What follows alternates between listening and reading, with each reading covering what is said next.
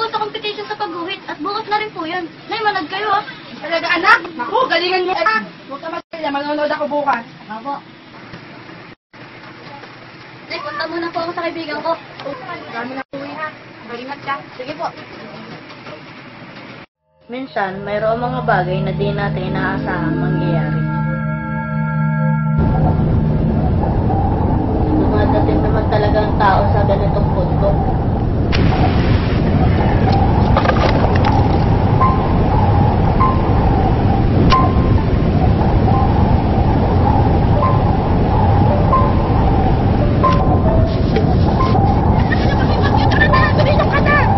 Nay, gamit ko to! Huwag ka makulit na! Gamit ko to! Kaya ako na yun, gamit bagyo!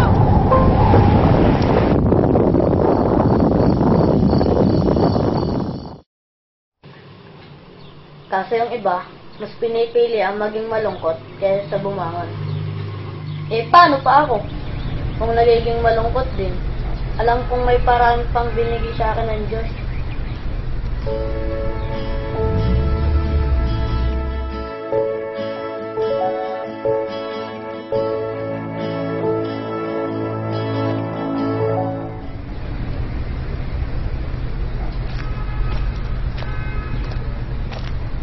Ano?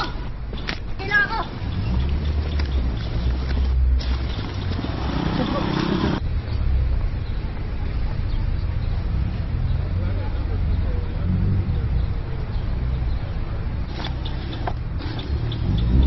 Huwag na po kayo malulungkot ha.